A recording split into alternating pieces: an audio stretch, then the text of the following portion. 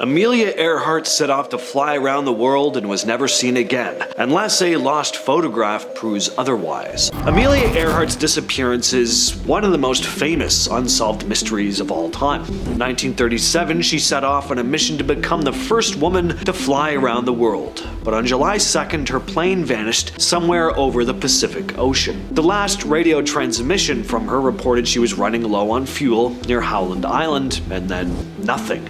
The massive search that followed turned up nothing, and Earhart and her navigator Fred Noonan were declared lost at sea. That's the official story, but over the years people have reported strange sightings and theories that suggest she might not have died in a crash. Some claim she was captured by the Japanese and held as a prisoner of war. Others believe she assumed a new identity and lived out her days in secrecy. Some claim to have actually spotted her with their own eyes, and in 2017 a supposed long-lost photograph surfaced from US military archives and was shared online. Some said there was a woman looking a lot like Earhart and a man who could be Noonan on a dock in the Marshall Islands. In Sydney, Australia, in 1987, Gabriel Maggie went out to run errands like any normal day. He even called his wife Pamela, saying that he'd be home for lunch, but he never showed up. Pamela called the police, and soon after, a disturbing discovery was made. Gabriel's car was found burned out on the side of the road, and there was no sign of Gabriel himself. There was a massive search, but the case quickly went cold. That is, until 2 weeks later, when police discovered someone had withdrawn money from Gabriel's account over 100 miles away. But after that, the trail went dead again for 20 years. Right before Gabriel was about to be declared legally dead, one final search by a determined constable led to a shocking discovery. A man in Mackay had recently undergone surgery.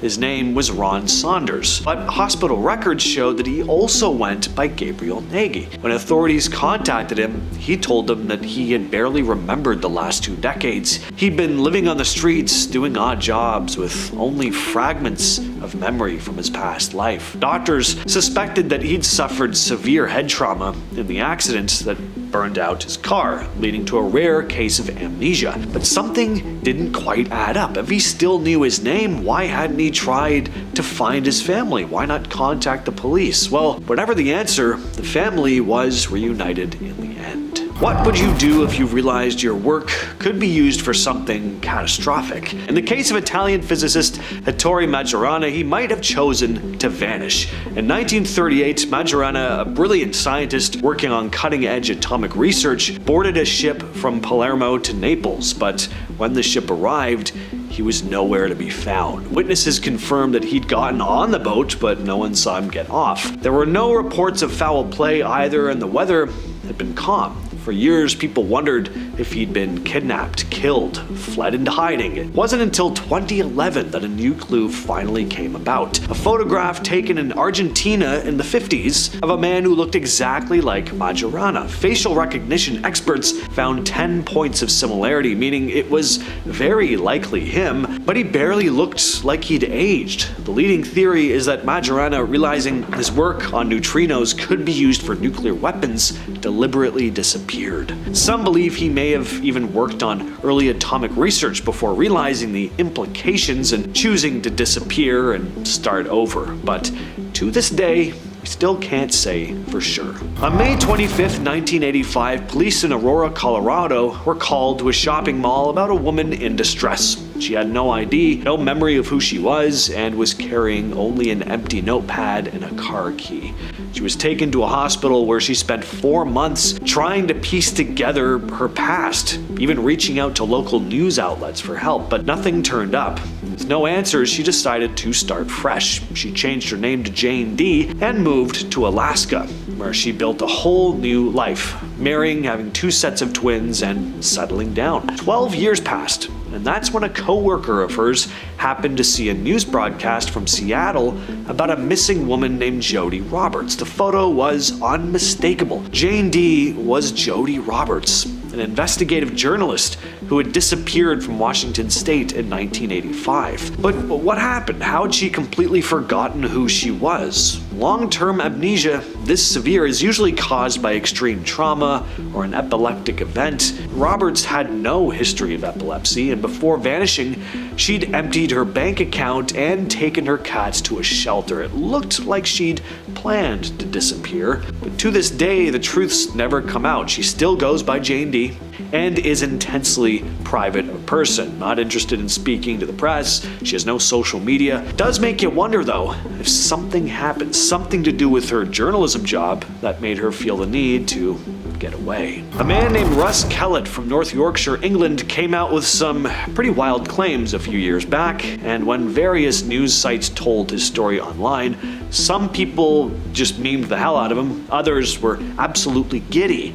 The story is pretty insane, but it is also pretty entertaining, and I'll just say, I'd love it to be real. So Kellett says that he's been taken by aliens at least 60 times. That's 60. Starting when he was just a boy. He describes waking up in a strange tunnel-like space, then finding himself on an operating table surrounded by towering Dracula-like beings who pumped a mysterious liquid into his body, supposedly turning him into a super soldier. For over 30 years, Kellett insists he's been part of an alien military force fighting against a race known as the Dragos, massive reptilian creatures with dragon-like heads. He says time moves differently in this war, with 4 hours on Earth equaling 4 years on distant planets, and that he's been battling not just in space, but here on Earth too, in places like the UK, other parts of Europe and South America. He even claims to have been transported through time, using a strange glass sphere inside a room with a chessboard patterned floor, sent to fight in conflicts across the universe. And I will just leave it at that. Cameron Twiss, a 28-year-old man from Australia, disappeared in October of 2024 while hiking in the Valbona Valley in Albania. He was supposed to be walking from Valbona to Theth, a small town in the Albanian Alps, and then he would head back home to his hostel, but he never made it.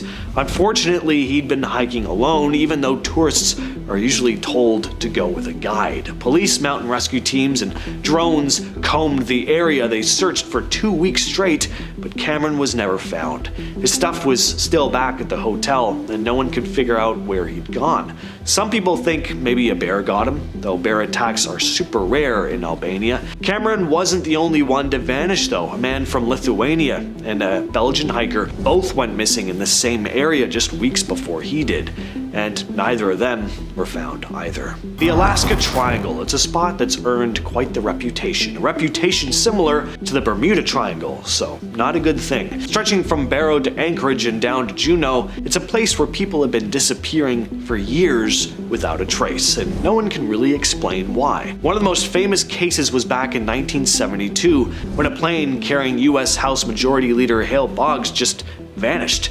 They searched for ages, but not a single piece of wreckage was ever found. People started to wonder if there was more going on in the area, with theories about UFOs, secret government stuff, or possibly even something paranormal going on. Even in recent years, people have gone missing in the triangle. Sometimes they find them, sometimes they don't. One of the strangest cases was a group of hunters in 2005 who disappeared, and no one ever found what happened to them. And it's not like we don't have the technology to find people now. GPS, drones, you name it, but it still keeps happening. Whatever's going on, the Alaska Triangle may be one of the most mysterious stretches of land on the planet.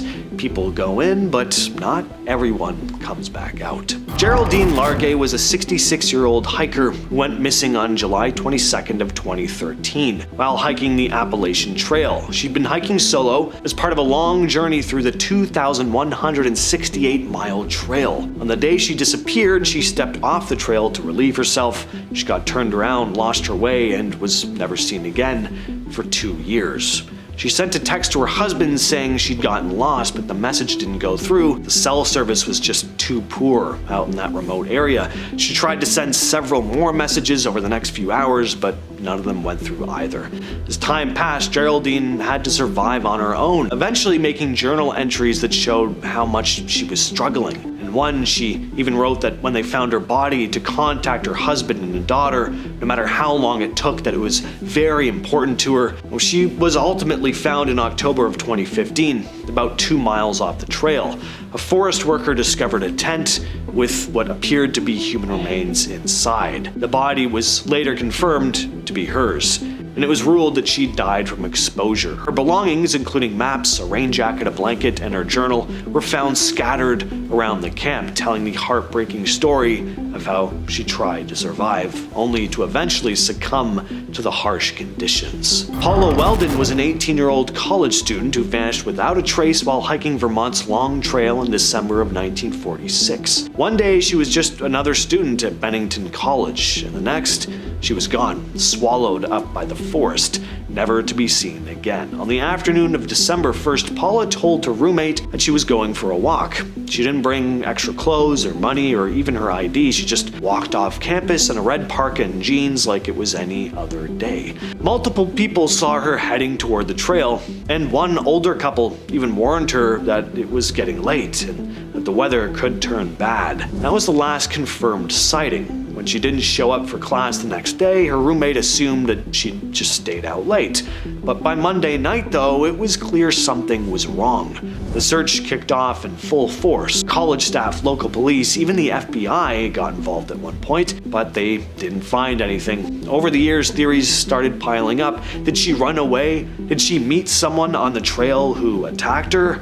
Some think she fell into one of those weird Bennington Triangle disappearances where people in the area just vanish with no explanation. While there's never been any evidence pointing to any definitive answer, if she got lost, her body should have turned up eventually. If someone took her, well, they never found any suspects. It's like the forest just swallowed her whole. To this day, Paula Welden's disappearance is one of Vermont's biggest mysteries. Steve Fossett was a man who lived for adventure, breaking records in ballooning, sailing, and flying, but in 2007, he disappeared. On September 3rd, Fossett borrowed a Bellanca Super Decathlon from a friend and took off from a private airstrip in Nevada. It was supposed to be a casual solo flight, just some fun flying over the Sierra Nevada mountains. He didn't file a flight plan, but hey, the guy had survived near-death situations before. What could go wrong? When he failed to return, the search was launched. The Air Force, Civil Air Patrol, private pilots, everyone was looking for him. They found dozens of previously unknown crash sites, but none were his. It was like he had just been plucked out of the sky. Well, a year later in 2008, a hiker found some of Fossett's ID and cash in the mountains near Mammoth Lakes, California. That finally led search teams to the wreckage of his plane scattered across a remote hillside. There was no sign of an explosion, no sign he tried to eject. It was just wreckage, as if the plane had flown straight into the mountain. The official cause was disorientation from high winds and turbulence, so mystery solved? Well, not for everyone. Some people still think something doesn't add up. Fossett was an experienced pilot.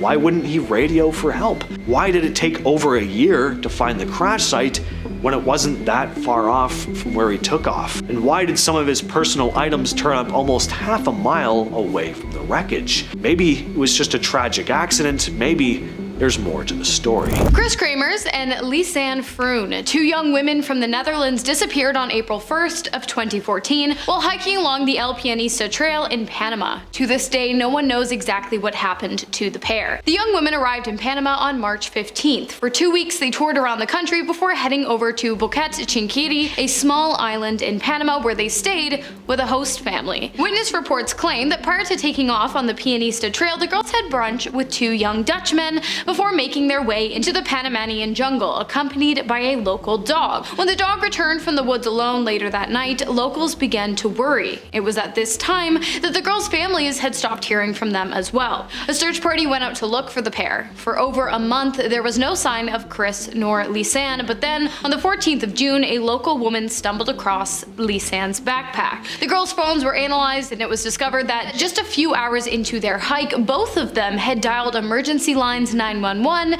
and 112 multiple times, but due to poor reception, none of the calls went through. There were also many photos found on the girls' phones, one of which depicted what appeared to be a wound on the back of Lisanne's head. The discovery of the backpack and the phones prompted a wider search of the area. Eventually, the search party found items of the girls' clothing and then bones, some with skin still attached and some bleached completely. DNA revealed that those bones did in fact belong to Chris and Lisanne, but no one could figure out why or how the bodies had been dismembered or where the remaining body parts were. The tragic disappearances and deaths of Chris Kramers and Lisanne Froon remain an unsolved and incredibly perplexing mystery. In 1990, a small group of fishermen went missing off the coast of South Carolina. It seemed as if they'd simply drowned, but then the families of the men began receiving mysterious phone calls. It was April 12th when the small ship, the Casey Nicole, took off from McIntosh County Pier in Georgia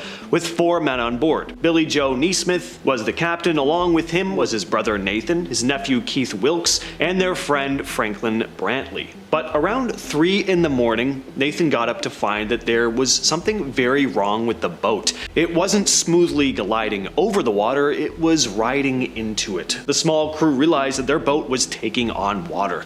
They ended up needing to abandon ship, climbing into a raft. Nathan, however, got onto a small box, attempting to sail off to find help. Nathan was found alive 5 days later, but the other men were nowhere to be found. Just over a month after their disappearance, though, the families and owner of the Casey Nicole began receiving strange calls from a man speaking Spanish. He would simply repeat their names and phone numbers over and over, but on the last call, the mysterious man said one sentence in English: "I'm bringing them home." Then the connection was broken, and there have been no calls since. On October 21st of 1978, an experienced pilot by the name of Frederick Valentich set out on a solo flight from Moorabbin, Victoria, Australia to the nearby King Island. In total, the flight should have taken an hour tops, but it seems as though it may have cost Frederick the rest of his life. It was a clear day, no clouds and little wind, so the flight to the island should have been smooth, quick, and easy, which it was at first. You see, partway through the journey, Valentich radioed into air traffic control to inform them that an unidentified aircraft had begun following him. Radio traffic control responded saying that there were no other aircrafts in the area. This is when Valentich started to become uneasy. He told air traffic control that whatever was following him was also messing with him too, hovering above and moving around his plane. A while later, he radioed in again and spoke his last known words, which were something along the lines of, "It's on top of me again, and it's not an aircraft." After that, his radio went silent for about 17 seconds before a horrible metallic screeching noise came through the receiver, and that was it. Frederick Valentich nor his plane were ever seen or heard from again. Of course, many people think he was abducted by a UFO, and many others believe he simply crashed into the ocean. Unfortunately, there's no way of knowing, but I think what we can all agree on is that it's quite strange that not one shred of evidence indicating what might have happened to Valentich or his aircraft has ever been found. Ruthanne Ruperts was an experienced climber and adventurer. In August of 2000, she left her home in Florida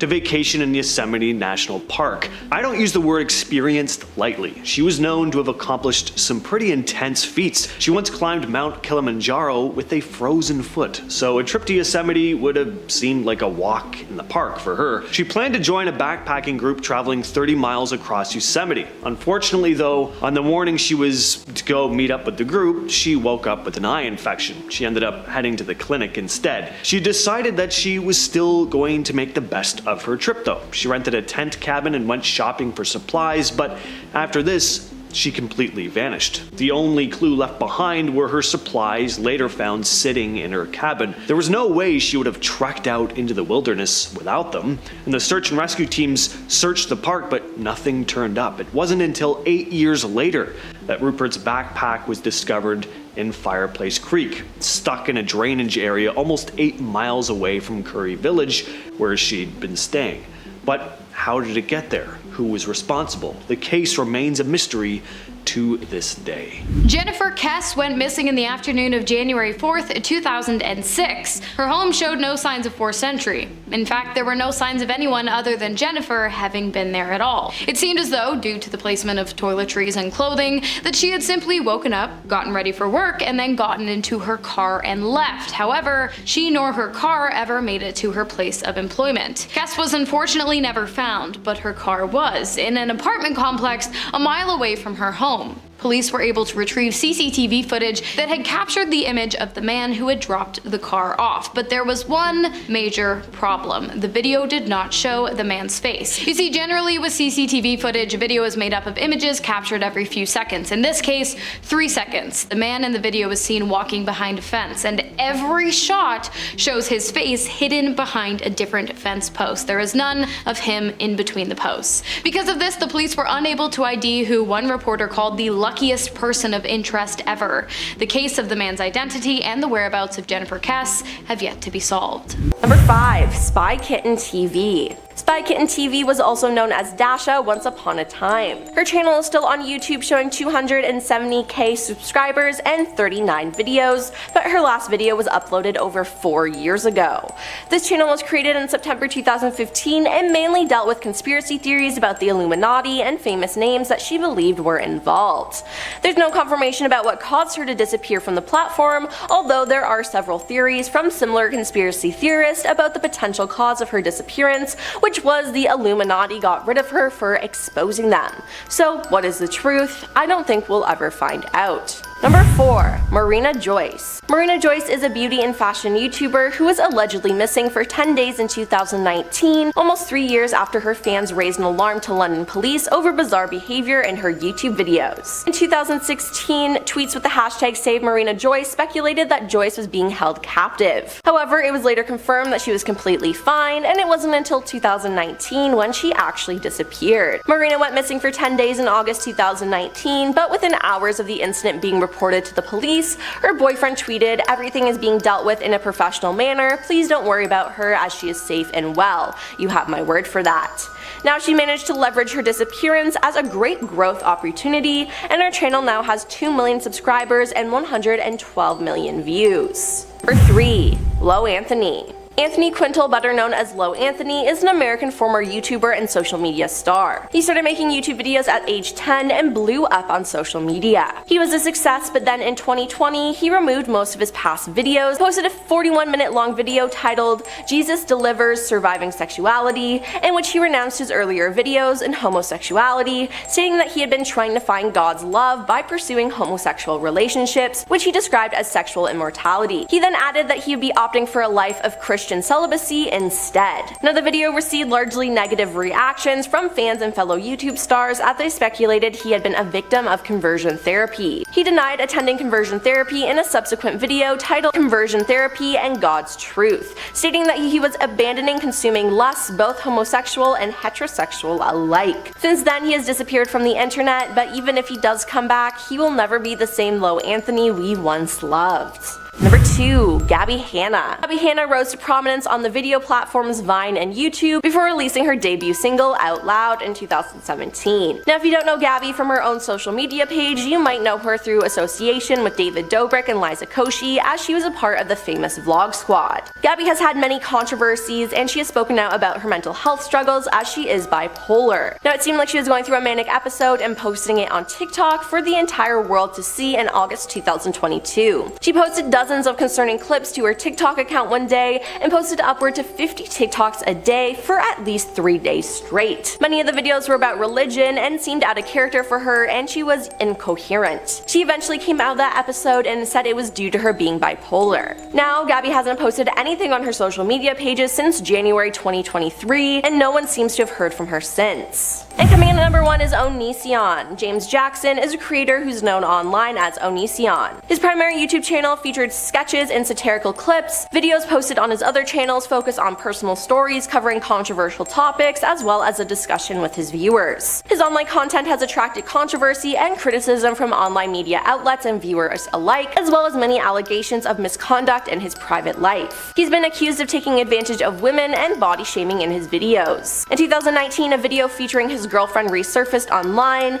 In it, he's heard telling her, "You know this video is never going to be online, right? No one will ever know how much I mistreat you," before throwing candy corn at her and laughing as his girlfriend cried. On February 9th, 2023, it was reported that a lawsuit was being filed against him for using his popular YouTube channels to recruit, solicit, and groom the young. YouTube and its parent company Google also named as co-defendants for continuing to monetize his channels. Then on March 2nd, 2023, a second suit was filed against him by a woman named Sarah. It appears that after all this, he has left the internet, and I say good riddance. Now, this first case is very, very strange. In 1880, a farmer named David Lang reportedly vanished into thin air while walking across a field on his property near Gallatin, Tennessee. There were multiple witnesses, including his wife, his 2 children, and 2 visitors arriving in a horse-drawn buggy. They said Lang was mid-step when he literally just disappeared. There was no flash of light, he hadn't fallen or gone behind a tree, he was there 1 second,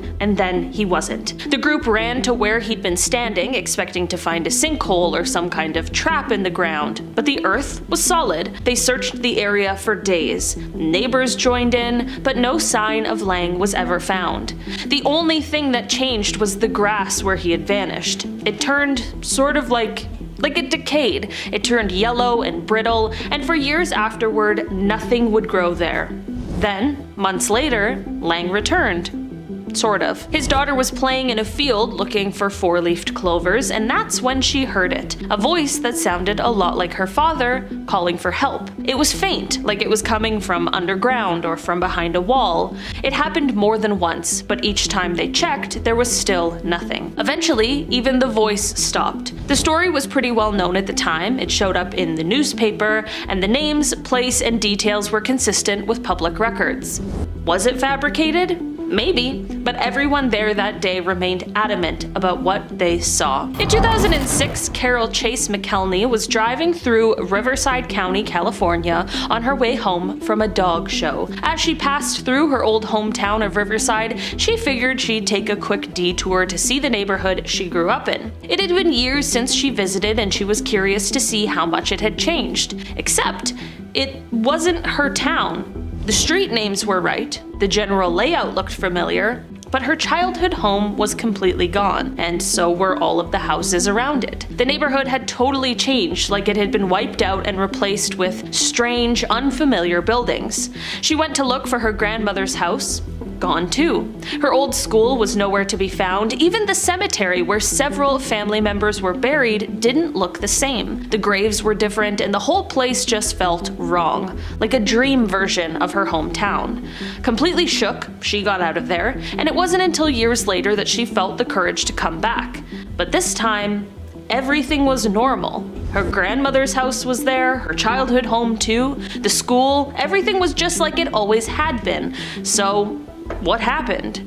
Carol was completely sober, not tired, not on medication. She knew what she saw and what she didn't see.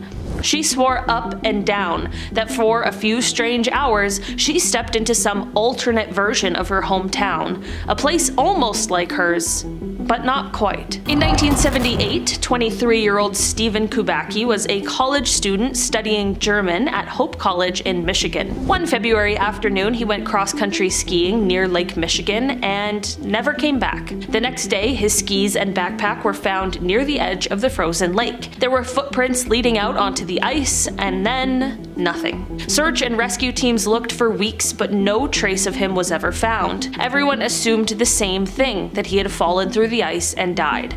Except, 15 months later, he showed up. Stephen woke up on a grassy hill in a field in Pittsfield, Massachusetts, over 700 miles away from where he disappeared. He was wearing clothes he didn't recognize, with a satchel full of maps he didn't remember collecting. He had a t-shirt from a marathon in Wisconsin, which he didn't recall running, and his last memory was being on the ice. He walked to his aunt's house nearby and from there eventually reconnected with his parents. Nobody had seen or heard from him in a year and 3 months, but all things considered, he looked healthy. He was just confused like everybody else. When asked what happened, Stephen said he had no idea. He didn't remember anything. It was like someone had hit a reset button on his brain. To this day, he still doesn't talk much about it, and after the incident he went back to school, earned a degree, and eventually became a clinical psychologist, which is kind of wild considering he's got one of the strangest unsolved disappearance stories on record. But I guess also maybe that makes him the perfect person for the job, you know? In March of 2017, Bruno Borges, a 24-year-old psychology student from Brazil, vanished without a trace. His family had last seen him at their home in Rio Branco, and when they realized he hadn't taken his phone, wallet, or anything useful for a getaway, they went into his locked bedroom. And that is when things got really strange. The entire room had been turned into some kind of cryptic research lab. The furniture was gone, replaced with a giant statue of a 16th century philosopher who believed in infinite worlds and extraterrestrials. There were also pages and pages of handwritten text covering the walls, floor to ceiling. Over 14 books worth written in a bizarre code nobody could read. Bruno's family had no idea any of this was going on. He'd apparently been working on it in secret for months.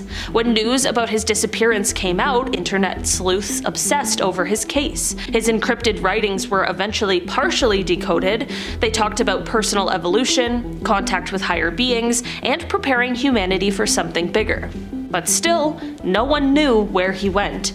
But after 5 months of silence, Bruno showed up back home, barefoot. He wouldn't say much about where he'd been, only that he'd been working on his ideas. His family and police said he was in good health, mentally stable, and not on any substances. He didn't really give interviews, and most of the public still doesn't know why he left or what exactly he was trying to do. In 1935, British Royal Air Force officer Victor Goddard was flying a biplane over an abandoned airfield near Edinburgh, Scotland. I think that's how you say it, and everyone in the comments is gonna be like, that's not how you say it. Well, I'm not Scottish, so I don't know what you want me to do. The place was falling apart, overgrown with weeds, buildings crumbling, not a soul in sight. A few days later, he flew the same route again, but this time, something was off. As he approached the airfield, a sudden storm hit. Thick, swirling clouds, heavy rain, turbulence. Then, just as fast, the sky cleared. Everything looked brighter. Unnaturally so. The airfield below was no longer abandoned. The buildings were intact, freshly painted. Planes were on the ground, yellow ones, which wasn't the standard RAF color at the time, and mechanics in blue overalls were moving around, working on them. None of this made sense in 1935. The colors, the uniforms, the specific model of aircraft he saw, they weren't part of the Air Force yet. When he told people what he'd seen, they thought he was just confused or mistaken. But a few years later, during World War II, that same airfield was brought back to life. It was restored, the planes were painted yellow, and the mechanics wore blue coveralls, just like Goddard had described. It was as if he had seen the future. No one could explain it then, and no one really can now, and Goddard wasn't some nut. He was an air marshal. Dead serious, no nonsense, and he swore up and down till his death that this actually happened. Number 5. Percy Fossett. An English military officer, archaeologist, and explorer, Percy Fossett was one of the first to map the enormous Amazon rainforest. The expedition of his life, though, happened in the 1920s when he sought the mythical lost city of El Dorado, which he'd nicknamed the Lost City of Z. In 1925, Percy, his son, and a friend entered the Brazilian region of Mato Grosso. A few days later, they sent their native guides back with their latest letters, including one from Percy to his wife Nina, in which he said, "You need have no fear of any failure." But after this, they were never seen again. The disappearance generated legends of the fate of Percy and his companions, and many said that they joined a tribe in the region, while others claimed that they died, and that they'd even found some mystical commune. The most credible explanation was by a journalist, David Grand, who in 2005 unveiled a legend still circulating among the Kalapala tribe, which recounted that Percy had arrived in the land but had ignored warnings of a hostile tribe in the area. Number 4. Ludwig Leichhardt. A famous German scientist and explorer, Ludwig Leichhardt led several expeditions into the interior of Australia.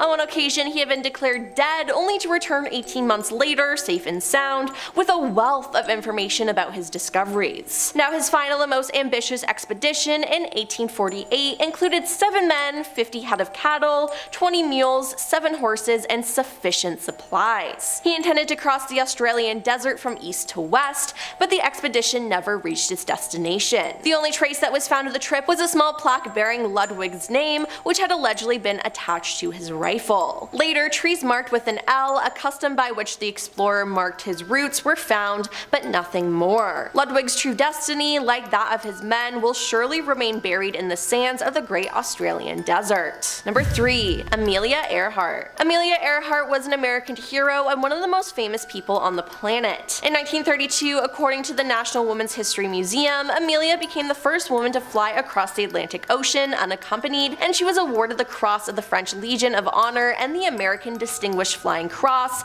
among other achievements. Now, in 1937, she set out on a journey that would prove ambitious and mysterious. She aimed to be the first woman to fly all the way around the globe. Now, alongside her navigator Fred Noonan, she departed Miami on June 1st, and by July 2nd, they made it to New Guinea with plans to hit Howland Island, a small uninhabited landmass between Hawaii and Australia. Now, sometime en route, Amelia, dealing with poor weather and low fuel, lost contact with the Coast Guard liaison. Her plane never landed, and it was never discovered. Nor were Amelia or Fred, despite a joint Coast Guard and Navy search effort that encompassed 250,000 square miles. Number 2. Jean-François de Gallup-Lapérouse. In 1785, France's King Louis XVI dispatched the explorer Jean-François de Gallup-Lapérouse on a grand around-the-world map-making expedition. He spent the next few years surveying the coastlines of California, Alaska, Russia, Japan, Korea, and the Philippines. He reached Australia in 1788, but after leaving Bonnet Bay, his fleet disappeared. A rescue expedition arrived in 1791, but it found no trace of Jean-François, his 2 ships, or his 225 crew members. It was nearly 40 years before any evidence of the explorer's fate emerged. In 1826, an Irish sea captain named Peter Dillon learned from natives that a pair of ships had once sunk near the island of Vanikoro. After sailing to the site, Peter recovered anchors and other wreckage later confirmed to belong to Jean-François' 2 ships. Now, in a bizarre twist, the locals also claimed that some of the men, including the group's chief,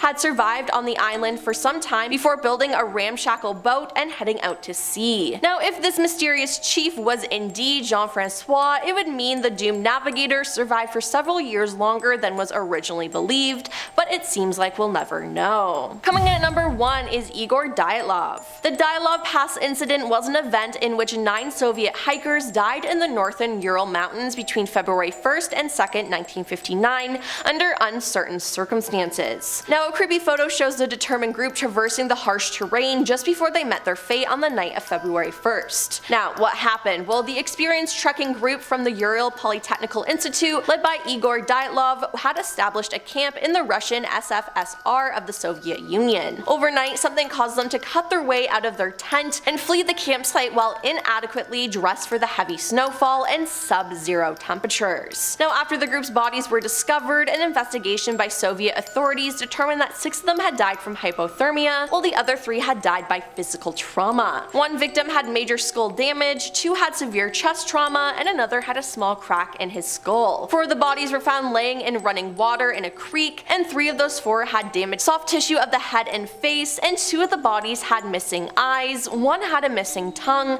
and 1 had missing eyebrows. Now, no one's really too sure what happened to them and why it happened either, but it's just extremely strange. The scariest missing persons cases are the ones that happen in the span of mere minutes. On April 29, 1981, 84-year-old Reverend Maurice Dametz set out with his friend David McSherry to search for topaz in the Pike National Forest near Colorado's Rampart Range Road. Doc, who had arthritis and other health issues, relied on McSherry to help him move around and get to his digging spots. Well, after a couple hours, McSherry walked over to check on Doc and told him they'd be heading home soon. He left Doc for just 15 minutes to clean up his tools, but when he came back, Doc had completely vanished. His digging tools were gone as well. There was no sign of a struggle, though, or anything out of place. It was like Doc had just disappeared into thin air. McSherry searched the area and checked the car, but there was no sign of him. The search that followed lasted for days. Dogs couldn't even pick up a scent. No trace of Doc was ever found, and his disappearance remains a mystery to this day. In 1990, after being missing for nearly a decade, Doc was officially declared dead. What could have happened in those few minutes that he was left alone? Could he have wandered off and gotten lost? Was there foul play involved? Unfortunately, we'll probably never know. Carl Ditch was a 26-year-old physicist working in one of the most unforgiving places on Earth, Byrd Station in Antarctica. It was May 8th of 1965, and Carl left the radio noise building to walk back to the main station, just 2.1 kilometers away. Somehow he never made it back. When he didn't show up after a while, a search party was sent out. They found his trail in the snow, but the weather turned quickly. They had to head back for fuel, and when they returned, the trail had been covered by snow. They kept searching, but with temperatures plunging to real freezing temperatures, things just weren't looking good. And after days of searching and no sign of Carl, the operation was finally called off, and they presumed him dead. But here's the part that stirs things up. Years later, in 1971, a message supposedly came through from McMurdo Station. It was from someone claiming to be Carl, saying that he was alive, but the authorities quickly dismissed this as a hoax. They've never found a body, though. To this day, no one knows exactly what happened to him. John Allen Chau was an American evangelical Christian missionary who in 2018 made the fateful decision to travel to one of the most dangerous and isolated places on Earth, North Sentinel Island. The island is home to the Sentinelese, a tribe that has had virtually no contact with the outside world, and the little contact they have had has been hostile. They just want to be left alone. The Indian government had even banned travel to the island to protect both the tribe and visitors, but Chau, determined to share his Christian faith, saw this as a mission that he had to complete. He spent months preparing for this trip, arranging for local fishermen to help him reach the island. On November 17th of 2018, Chau made his way to the island. He attempted to approach the tribe and was met with a barrage of arrows. Despite this clear warning, he didn't turn back.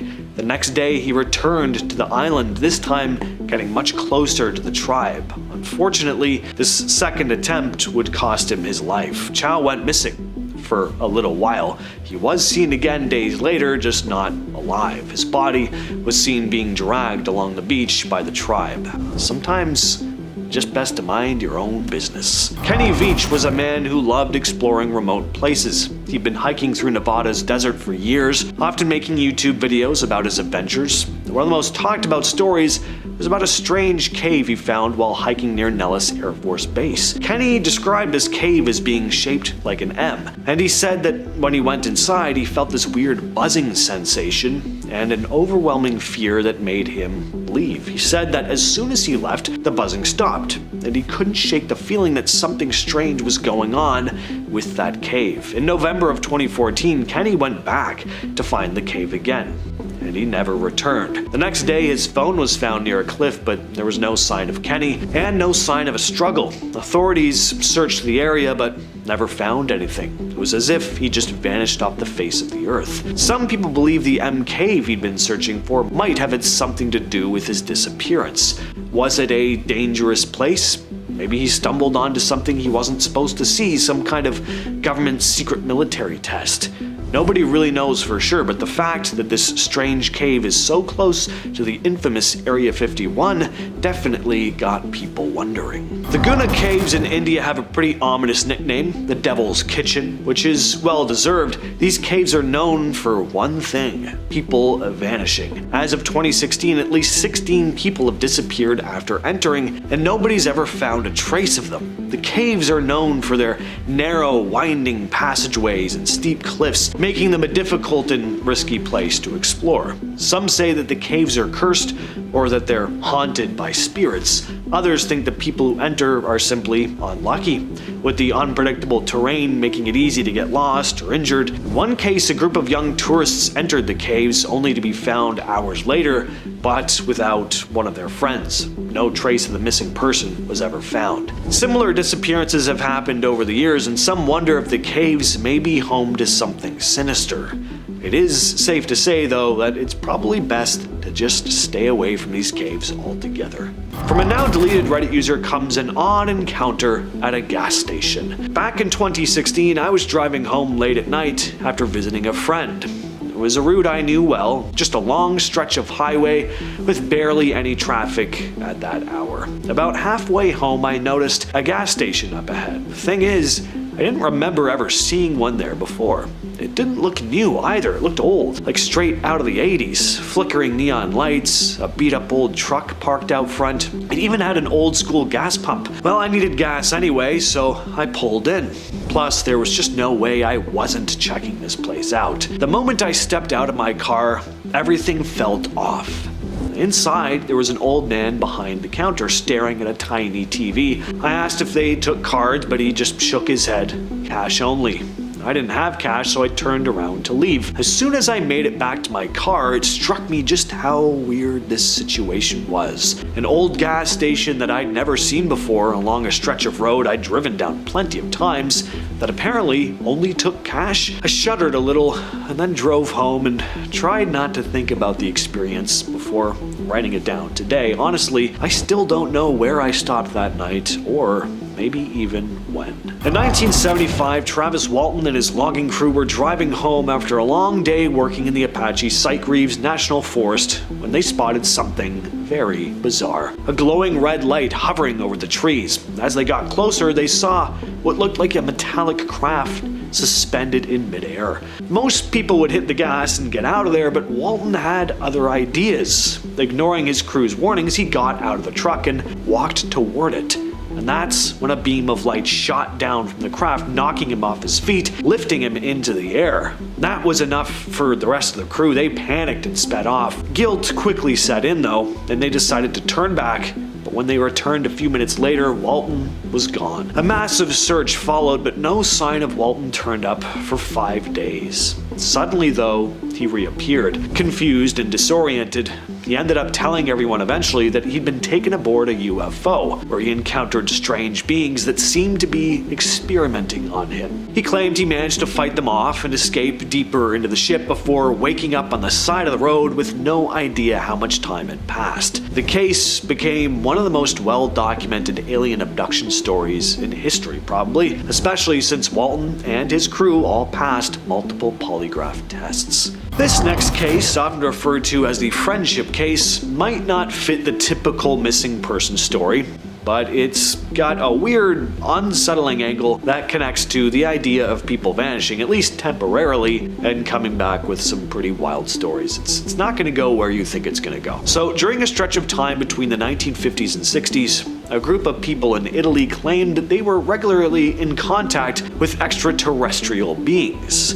They were supposedly peaceful, highly advanced, and deeply invested in guiding humanity toward a better future. According to those involved, the aliens would take them to hidden bases on Earth, sharing advanced knowledge about science and spirituality, and the importance of unity. Some claim to have spent significant time with these beings, and as if this whole thing wasn't strange enough, some believe that in the course of these interactions, a few of the humans may have gotten a little too close to their extraterrestrial friends, possibly leading to the birth of alien-human hybrids. Now, obviously, this is a pretty nutty case, no pun intended, but if this story is to be believed, we've got a situation where ordinary people vanished, at least for short periods, and were taken to who knows where. Apparently though, they came back changed. This next story comes from another now deleted Reddit user and goes as follows. In 2019, I went on a solo hiking trip in Washington. It was a well-traveled trail, nothing dangerous. I planned to camp overnight and head back the next morning. Around 1 p.m. I set up camp in a clearing, and that's when things got weird. I noticed that the forest was silent. There were no birds to be heard, no wind, just this heavy stillness. The sky had also changed. It wasn't dark, but the light had this washed out grayish tint. I was uneasy at this point, but decided it just wasn't enough to get too freaked out about. Maybe a storm was coming. Well, then about an hour later, I heard the voices, muffled like a bad recording of human speech. I stuck my head out of my tent expecting to see someone, but the clearing was empty. Now, I must have fallen asleep soon after this because I don't remember much after that. But when I woke up, the clearing looked different. The trees seemed taller, the air was heavy. At this point, I was just freaked out and decided it was time to head home. Thing is, the trail was missing, at least I couldn't find it. I walked for hours in the direction I'd come, but I never seemed to get anywhere. It was actually getting dark now. Finally, I made it out though and reached my car. I checked the time, and that's when I lost it. Less than 2 hours had passed? This was impossible. I could have sworn I was out there for 5 hours. Well, I haven't gone down that trail since, and I never will again. In August of 1976, 4 friends set out for a camping trip in the Allagash Wilderness in Maine, hoping for some peaceful time away. But things took a strange turn when they spotted a bright light in the sky on their second night, which then quickly disappeared. 2 nights later, the same light appeared again, only this time it was much more intense. In fact, they described it looking almost like the sun. As they watched, it followed them along the water. One of the men, Charlie, tried to signal SOS using his flashlight, and that's when the light shot a beam toward him. When they returned to camp, everything felt off. The fire they'd left burning was out, and they were completely drained as if hours had passed. Days went by without any other strange sightings, but when the men got home, they began having these unsettling dreams, all of them similar and terrifying. It wasn't until 1988 that they finally sought help from UFO researcher Ray Fowler and decided to undergo hypnosis. Under hypnosis, they all recalled being abducted by aliens, terrifying creatures who performed medical exams on them and even took their skin and bodily fluids. What was most chilling was that each of their stories matched almost perfectly, and they even passed polygraph tests. Coming in at number 10 is the Dolan twins. The Dolan twins. When I was 16, my friend Megan and I were obsessed with them. Now, Ethan and Grayson Dolan, collectively known as the Dolan twins, rose to prominence in May 2013 on Vine. They then moved over to YouTube and were a massive success. And not to flex, but Grayson followed me on Twitter and liked 4 of my tweets, so no big deal. They had been on social media from such a young age, and they were starting to get worn out. Unfortunately, their father Sean was diagnosed with cancer and passed away on January 19th, 2019. Now, this absolutely devastated them, and their lives were understandably never the same. On October 8th, 2019, they uploaded a 60-minute video titled "It's Time to Move On" their YouTube channel. They explained the stress of their father's death and that they intend to change the content of their channel and to make a more flexible schedule. Then on January 14th, 2021, they uploaded a podcast titled "We're Moving On from YouTube" onto their podcast channel Deeper with the Dolan Twins. After this, they seemed to just disappear from the internet. They stopped posting on all social media, YouTube, Twitter, Instagram, and Snapchat, and no one really knows how they're doing. Earlier this year, a fan saw them on the subway in NYC and snapped a photo.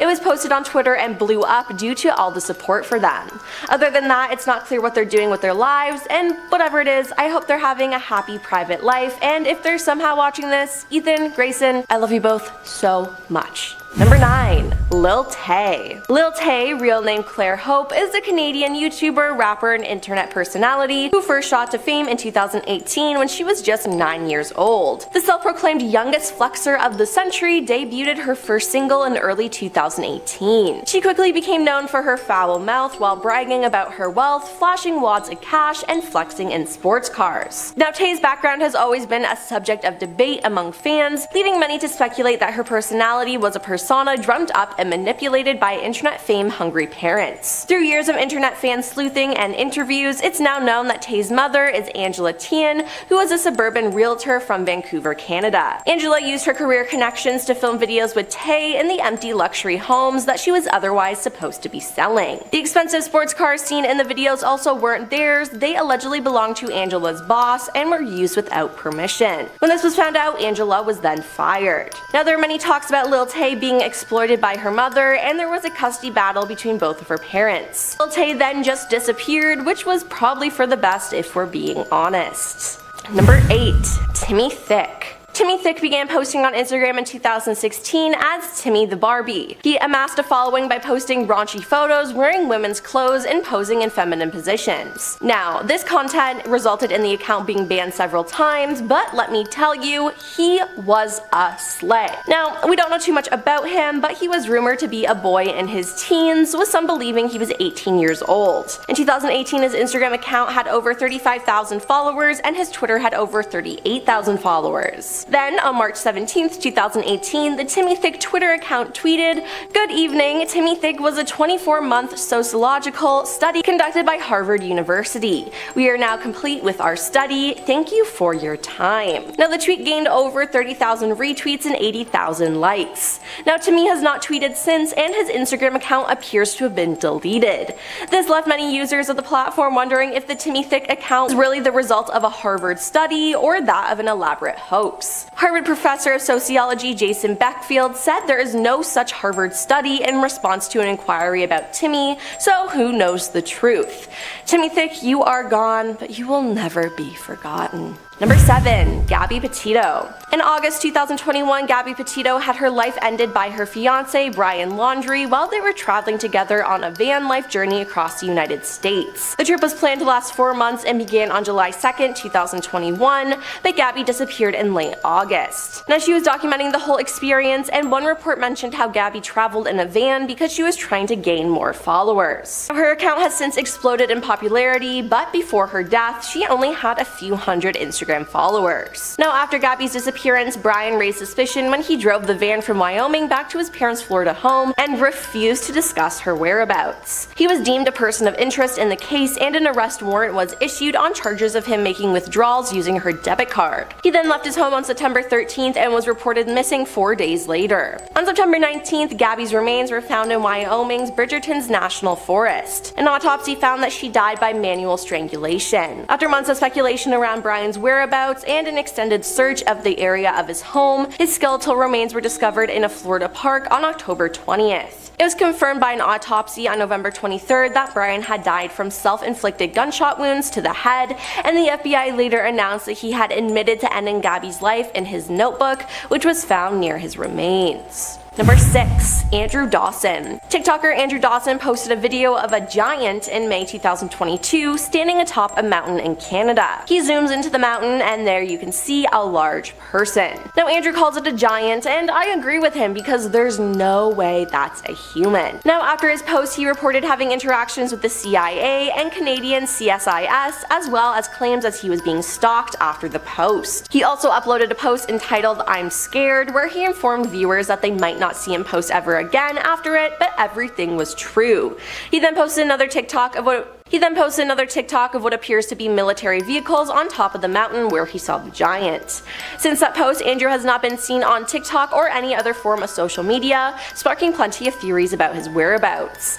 His videos have gained millions of views, but suddenly the comments were turned off. And with this being TikTok, things have gotten pretty wacky, but it seems that the full story may never be told. Andrew's obituary was actually posted, indicating that he passed away, but did he fake his own death? Was it a setup? It seems like we'll never know. This next case really goes to show just how quickly and suddenly people can disappear, with no signs of distress at all. Just there one moment, gone the next. It's really unsettling. Thelma Polly Melton loved the mountains. She was a regular hiker and had spent years exploring the trails in Smoky Mountains, North Carolina. Polly was well known and loved in the local community, often volunteering at a senior home in town. In 1981, she set out on a hike with 2 friends. Given her experience, it should have been a straightforward, leisurely walk, but as they were walking, Polly sped up and went ahead of her friends. She went out of sight over a small hill, When her friends caught up moments later, expecting to see her on the other side, they were shocked to find that there was no sign of her, and there never was. Over a year later, a check in Polly's name was cashed in Alabama, but police couldn't definitively confirm it was her signature. Some believe Polly decided to run away. Her husband was ill, her mother had recently passed away, and there were rumors from her pastor that she might have been having an affair. Interestingly, the day before she disappeared, Polly asked to use the phone at the senior home where she volunteered, something she'd never done in her 4 years there. On February 26 of 2015, a young man named Dalen Mokbua informed his grandmother of his plans to hike the Mauna Lua Valley Park in Honolulu, Hawaii. He also said that he would be climbing the Haiku Stairs, or the Stairway to Heaven. His grandmother warned him against such actions, as the stairs were at the time in a state of complete disarray and therefore illegal to climb. Dalen went anyways. Throughout his day, he sent multiple photos of his journey to his family through text, showing both himself and the beautiful hiking trails. Eventually, however, the texts stopped coming. Later that night, when Dalen failed to return home, he was declared missing. His family immediately began looking through the photographs he had sent for any kind of clue as to where he might be. And then they came across the very last photo Dalen had ever sent. In the photo, there was a man just off the trail that appeared to be hiding behind a bush, a man who very well might be the reason Dalen never returned home. Unfortunately, the police are yet to identify the man, and Dalen's whereabouts, as well as what might have happened to him, remain a mystery to this day. Tara Calico was 19 years old when she went missing in Valencia County, New Mexico. On September 20th, 1988, she set out for a bike ride and never came home. Her family called the police and started a massive search, but they found no sign of her. Unfortunately, there just wasn't anything to go off, and the case went cold. But then disturbing clues started to pop up. In June of 1989, a Polaroid photo was found in a Florida parking lot showing a young woman and boy bound and gagged. The photo was sent to John Walsh's show America's Most Wanted, which aired asking the public for tips. Tara's mother saw the broadcast and was shocked. The woman in the photo looked just like her daughter, but police couldn't track down the subjects or the photographer of the photo. Then 2 years later, more unsettling photos surfaced. Found at a construction site in Montecito, California, these photos showed a woman tied up who again resembled Tara. Her mother was convinced that it was her daughter, but unfortunately, they still weren't able to locate who had taken these photos, and her case has never been solved.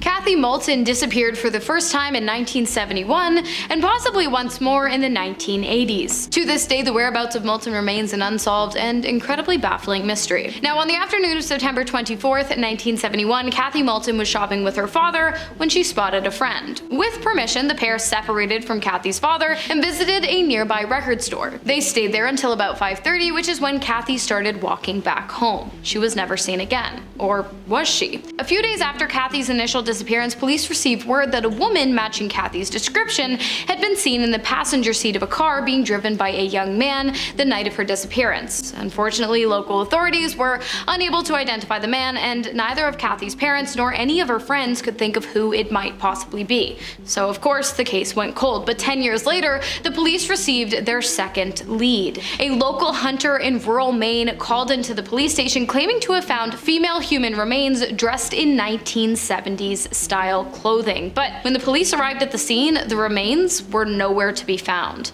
A final search of the area took place in 2004, but unfortunately, nothing came of it, and the case went cold once more. If the hunter was in fact telling the truth, whether or not the remains belonged to Kathy, what happened to them and her remain a total mystery to this day. Did Kathy disappear twice? Who's to say? On July 2nd of 1966, three young women, Ann Miller, Patricia Blau, and Renee Bruhl, visited the Indiana Dunes National Park. They were never seen again. The trio arrived at the park and were last seen on the beach, where they left their belongings before entering Lake Michigan. There was a massive week-long search involving the police, the Coast Guard, and volunteers, but no sign of the women. A number of witnesses claimed to have seen three women fitting their descriptions on a small boat, though. So authorities expanded their search to a 6-mile radius around the beach. Then more witnesses started to come forward, reporting that they'd seen the woman talking to an unidentified man in his early 20s operating a boat. Several theories have been proposed about their disappearance. All three women had connections to horse racing and were involved with guys who had criminal records. One of the women had reportedly lost a significant amount of money gambling on horses soon before they went missing, and people who knew the three told police they'd all been dealing with personal issues at the time. So I have to imagine if gambling debts had something to do with this, maybe they weren't killed or kidnapped, maybe they decided to disappear on their own accord. Coming in at number 10 is Baron von Toll. In the year 1900, geologist and explorer Baron Edward von Toll was commissioned by the St. Petersburg Academy of Sciences to lead a new Russian polar expedition to the Arctic to survey an archipelago called the New Siberian Islands. Specifically, he was to search for the mythical Sankov land to prove once and for all whether or not the island actually existed. This landmass had been first spotted 100 years earlier, and ever since then several explorers claim to have seen it, including von Toll himself during an earlier expedition. Now this made him perfect for the mission, so in June of 1900 he sent off to the Arctic with a 19-man team aboard the Zarya. Unfortunately for von Toll, Sankov land did not exist, and this proved to be his undoing. After 2 years in the Arctic, his team gathered plenty of scientific data, but no sign of the elusive island. With the expedition coming to a close, von Toll tried one last bold gamble. After the winter of 1902 passed, he and 3 crewmen left the Zarya and went on a separate journey, using sleighs and canoes to maneuver easier through the archipelago. They were supposed to meet with the rest of the team on Bennett Island, but the thick ice prevented the ship from getting anywhere close. From that point on, the fate of von Toll and his 3 crewmen became a mystery. Months later, a search party found their camp on Bennett Island, along with several notes written by the explorer, but no trace of the men could ever be found. Number 9. Eudoxus of Cyzicus. Eudoxus of Cyzicus was a Greek navigator who explored the Arabian Sea. He failed to circumnavigate Africa from Europe in the 2nd century BCE. Now he probably wasn't the first to attempt the journey, but he may have been the first one to get lost trying. He had already made 2 successful trips to India via the Red Sea for Egypt. It turns out during the second of these trips, Eudoxus was driven off course and landed somewhere on the east coast of Africa. There he found remnants of a shipwreck. Eudoxus concluded that it came from a ship that had rounded the southern tip of Africa and crashed. So he organized a fleet of 3 ships to leave from present-day Cadiz in Spain. He ran aground on his first attempt, but that wasn't enough to convince him to call off the journey. After embarking on that second journey, he was never seen again. It turns out Eudoxus was centuries ahead of his time, and it wasn't until 1488 CE that Bartolomé Diaz became the first European explorer confirmed to have rounded Africa's southernmost point. Number 8. John Franklin. In 1845, explorer John Franklin left Britain with more than 100 crew members in a search of the Northwest Passage. His 2 ships, the HMS Terror and the HMS Erebus, disappeared in the Canadian Arctic. Later investigations determined that the vessels had become stranded in sea ice. After Captain Franklin died suddenly in 1847, his surviving crew abandoned the ships and set off to get help on foot. For decades, it was thought that the ships and their crews had vanished without a trace. Then in 2014, Inuit and Parks Canada archaeologists discovered the wreck of Erbius in the Victoria Strait. The Terror's remains were found off King William Island 2 years later in Terror Bay. Now the discovery of these ships finally brought some closure to one of the greatest mysteries in Arctic exploration's history. Bones of the crew members have also been found, one of which has been identified using their descendants' DNA. But the whereabouts and the remains of most of the expedition members, including John Franklin, are unknown. Number 7. The Vivaldi brothers. Fandio and Uglindo Vivaldi were 2 brothers from the Republic of Giova who lived during the second half of the 13th century, and they were both thriving maritime merchants. Now whether or not the siblings had a history of exploration and adventure, we don't know, but in 1291 they set off on a very ambitious journey to try to find a sailing route from Europe to India via Africa. It was the Cape route they were looking for, the sea lane that traversed the South Atlantic Ocean, rounded Africa at the Cape of Good Hope, and then crossed the Indian Ocean. Now it served as the most important shipping route in the world for centuries, but the Vivaldi brothers attempted to sail it almost 200 years before it was actually discovered by European explorers. So of course things did not go to plan. The brothers left Genoa in May 1291 aboard 2 galleys, and they were known to have made it out of the Mediterranean and to have sailed off the coast of Morocco, but once they hit the open ocean, they were never heard from again. Their ships nor their bodies were ever found again. Number 6. Alfred Gibson. Alfred Gibson was an Australian explorer who is believed to have died in an 1874 expedition organized by Ernest Giles, which sought to cross the deserts of Western Australia from east to west. Alfred departed from his companions on April 22, 1874, and was never seen again. The Gibson Desert into which he disappeared was named after him by his fellow explorer. He disappeared when he left Ernest with a compass and his horse, going back to fetch some water for himself, the mare, and Ernest, leaving Ernest walking. Now Gibson is thought to have had lost his way and was considered dead as he did not return. In 2008, a woman named Lorena Garcia from Spain woke up and immediately felt something was off. At first, it was little things. Her bed sheets were different, her pajamas weren't the ones she remembered putting on the night before. Confused, she chalked it up to grogginess and just got ready for work. But when she got to the office, the weirdness escalated. She'd been working at the same place for 20 years, but when she arrived, she realized she didn't work in the same department anymore. She was listed under a completely different role, one she swore she'd never been assigned. Her boss, her coworkers, the whole structure was different, but it got worse. She reached out to her ex-boyfriend, who she'd broken up with months earlier, only to find out that they'd never broken up at all. According to him, they were still together. The man she had been dating, who she'd just seen a few days ago, was nowhere to be found. His number didn't even work. It was like he never existed. Lorena genuinely believed she'd woken up in a different version of reality, one nearly identical to her own, but with very key differences. She went to doctors, psychologists, everyone she could think of trying to explain what happened, but no one had an answer. She was healthy, her memory was sharp, yet her life didn't match her memories. And to this day, Lorena insists that she's from somewhere else, that she somehow crossed into a parallel dimension and has been stuck here ever since. In May of 1972, 4 girls from Southern Utah University were driving home after a rodeo when they took a shortcut through Gadianton Canyon, near the Utah-Nevada border. Around 10 p.m., the road beneath them changed from black asphalt to smooth white cement. The desert landscape gave way to unfamiliar grain fields and towering pines, not at all what they expected in southern Utah. Thinking they were lost, they turned around. Then they spotted a small roadside tavern and pulled over to ask for directions. Before anyone could get out, one of the girls screamed. Heading towards them were 4 strange egg-shaped vehicles with tricycle-style wheels and glowing lights. The girls, completely panicked, jumped back in the car and tore off through the canyon.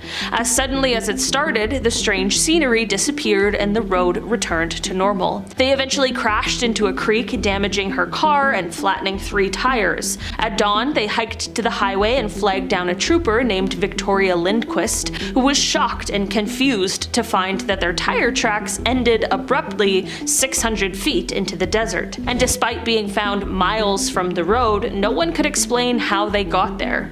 One hubcap was also missing, which was never found. Back in the 1800s, there was a man named William Cantello, an eccentric British inventor obsessed with creating a rapid-fire automatic weapon. After years of work, he told his family he was heading to the market to sell his invention, and he never came back home. Roughly 20 years later, an American inventor named Hiram Maxim rose to fame with, you guessed it, a rapid-fire automatic firearm. Maxim also looked strikingly similar to Cantello, so much so that Cantello's own children were convinced he was their father. The resemblance became such a nuisance that Maxim addressed it in his autobiography, claiming someone had been impersonating him. Now, that may have been the case. It was just a coincidence that he not only looked just like another man, but also took up the same vocation. But some believe Cantello faked his disappearance and took on a new identity, or that Cantello and Maxim were the same person from 2 different realities,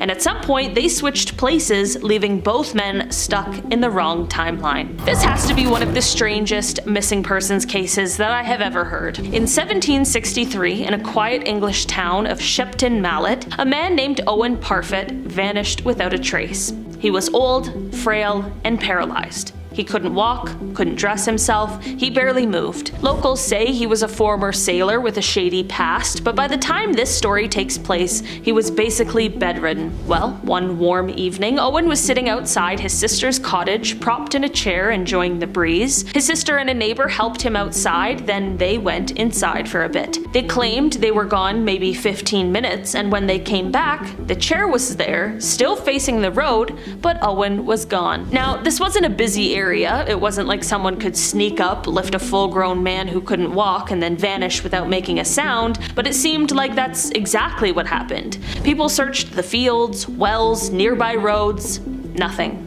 Days passed, then weeks. Rumors spread. Some started to wonder if he'd just been faking the paralysis for years before finally deciding to... what? Wander off into the wilderness alone? I don't know. It's not a good option. The theories? I don't know. I've gotten no new ones. In 1961, a girl named Joe Duperrault went on what was supposed to be a dream family vacation, a week-long cruise on a rented sailboat in the Bahamas. But just a few days in, everything went horribly wrong. Joe woke up one night to the sound of footsteps and her brother screaming.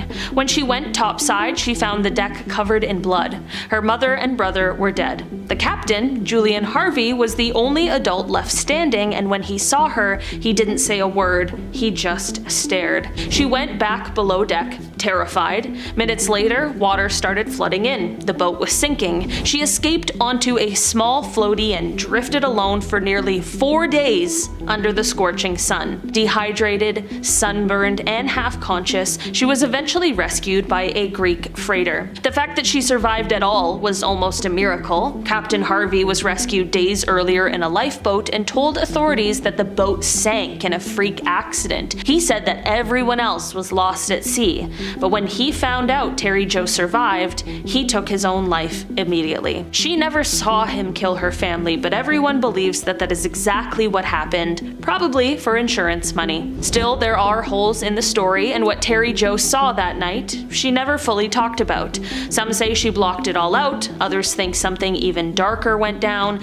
Till this day, though, the case has never really been solved. There is a book about this, if you're interested. I think it's called like Orphan Lost at Sea or something like that. And also, if you're a fan of the podcast MFM, if you know, you know, in one of their recap episodes that they're doing right now, the rewinds, they just did this one like a few weeks ago, so go listen to that, read the book. The story's crazy, you guys, that's just crazy. This little girl's just lost at sea, then she's found, and everything was okay for her. And that's the important part of the story. Coming in at number 10 is Henry Hudson. One of the most famous explorers of all time, Hudson's surname is still heard in the huge bay in eastern Canada and in the Hudson River in New York. He was a brave traveler as he toured Greenland and the Svalbard archipelago of the glacial Arctic Ocean. His final great expedition was to North America mainland. In 1610, Henry set his sail on his ship, Discovery, never knowing he was not to return. Nearly 2 months later, after several quarrels among the crew, a riot resulted in Henry, his son John, and 8 loyal crew members being abandoned to a small boat near the Diggs Island. Now, for some time, the Discovery continued sailing, but it too soon withdrew its sails, and the unfortunate crew was abandoned to fate. Now, this was the last time Henry Hudson was seen alive in a small boat in a bay that bears his name even today. Now, did they meet other people on the island? Did they starve to death? No one quite knows, and I don't think we ever will. Number 9. Giovanni Caboto. It's said that Giovanni Caboto, an Italian navigator born in 1450, was the first European to reach the coast of North America after the Vikings. On his first voyage, the Italian left Bristol, England, and sailed to the Atlantic in search of the lost island, on which he would supposedly find dyes of great value, but the search failed. On his second voyage, he arrived at Cape Bonavista in Newfoundland and returned to England proclaiming the territory as part of the British Empire. Now, this entitled him to great fame and great fortune. In 1478, he sailed from the British Isles with 5 ships under his command en route to northern Canada. Now, the Spanish envoy in London reported in July that one of the ships had been caught in a storm and been forced to return to land land in Ireland, but that Giovanni and the 4 other ships had continued on. For centuries, no other records were found to relate to this expedition, as it was long believed that Giovanni and his fleet were lost at sea. It's not known whether he died during the voyage, returned safely and died shortly after, or arrived in the Americas and chose to remain there, perhaps remaining with the indigenous people. What happened is forever a mystery. Number 8. Roald Amundsen. One of Norway's most beloved 20th century explorers, Roald Amundsen was born there and trained as a sailor. He explored the frozen lands of the North as his first trip to unquestionably reach the North Pole, and he led expeditions to Antarctica again for the first time reaching the South Pole. Now a lover of these frozen lands, he disappeared on June 18, 1928, a hero while flying over the Arctic in an attempt to rescue 3 passengers from another plane crash. It's assumed that Roald and his crew died in a plane wreck or died shortly afterward. The search for his team was called off in September 1928 by the Norwegian government, and the bodies were never found. Number 7.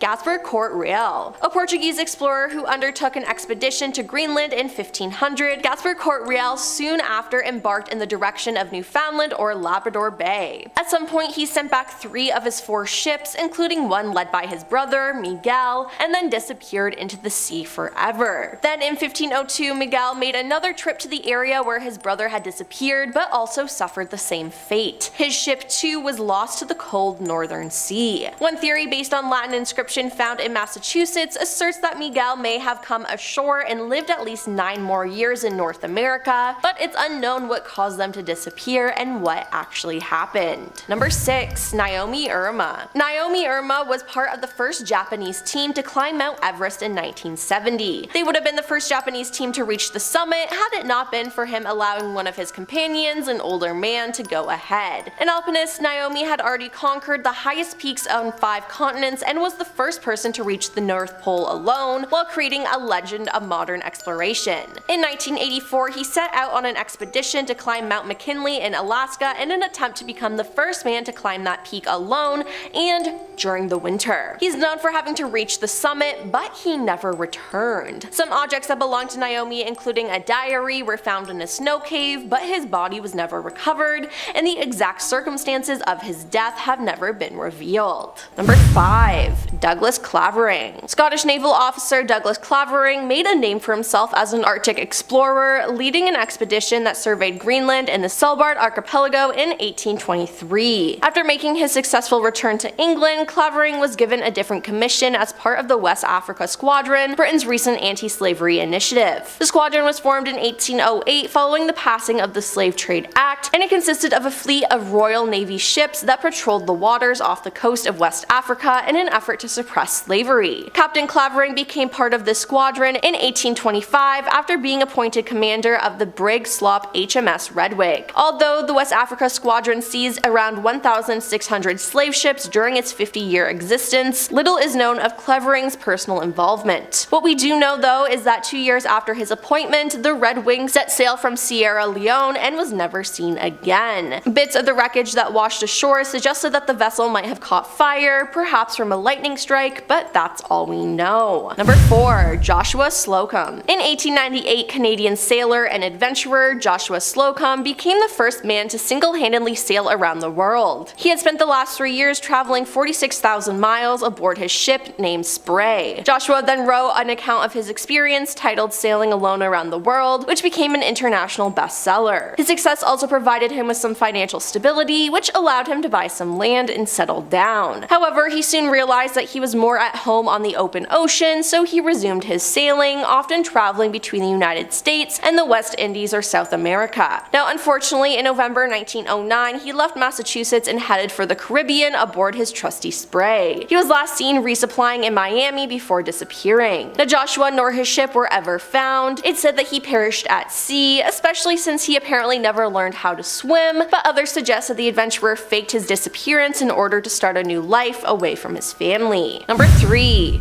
Peng Jimu. By 1980, Peng Jimu had already established himself as one of China's premier biochemists, having taken part in multiple scientific expeditions over the previous 25 years to study the wildest, most remote regions of the country. That year, he left to explore the Lop Nur, a desert in the Tarim Basin. 5 days into the mission, Peng vanished without a trace. It appeared that the scientist left camp alone in the middle of the night to search for water and got lost in the desert. Now this was very puzzling, given that Peng was an experienced explorer who would have known better. Add to the fact that the extensive search by the Chinese government uncovered no signs of him, and this promoted several conspiracy theories that suggested that Peng could have had his life ended by his colleagues, was kidnapped by the Russians or Americans, or even defected of his own will. But it seems like we might never know what happened to him. Number 2. Michael Rockefeller. Michael Rockefeller, the son of New York Governor Nelson Rockefeller, was 23 when he began dabbling in art and travel photography. In November 1961, he traveled to the jungles of New Guinea to spend time with the native Asmat tribes when he went missing. Despite a 2-week search and a witness who supposedly saw him swimming in the ocean, his body was never found. His official cause of death was noted as drowning, but conspiracy theories range from being kidnapped to going native and even being eaten by sharks. Now another big theory is that he was eaten by people, as the Asmat tribes were involved in that practice and sometimes ended people's lives as part of rituals. It's also been said that his boat overturned near the Asmat region of the island. The boy swam to shore to look for help, and that's it. Nobody ever saw him again. But at least some members of local tribes have told stories indicating that Michael's life was ended upon reaching the shore, and his body was cut up and the parts were handed out as gruesome trophies. Regardless of how or what happened, it will forever remain a mystery. And coming in at number 1 is Park Young-seok. The mighty Himalayan peak, now known as Annapurna Liz, is one of the deadliest climbs in the world, with a fatality to summit ratio of 38%. But that didn't faze legendary South Korean climber Park Young-seok. He had set records across the globe, including becoming the first person to achieve the Adventures Grand Slam by climbing the 14 highest Himalayas, the highest mountain on each continent, and reaching the North and South Poles. While trying to establish a new route on the south face of Everest, 2 of his closest friends died in a fall. Park went on a drinking binge for 6 months and then reappeared, vowing to conquer the peak at any cost. Now he succeeded in 2009, pioneering the new line on the mountain's south face. Now throughout his career, Park famously refused to quit smoking, predicting that he would be killed long before cancer could catch up to him. In 2011, his prediction came true, as he and 2 companions vanished while trying a new route up Annapurna 1. He was last heard from on October 18th, when he radioed his intention to return to base camp following a gale and rockslide. A search party discovered a rope buried in the snow, but no trace of Park or his team members could be found.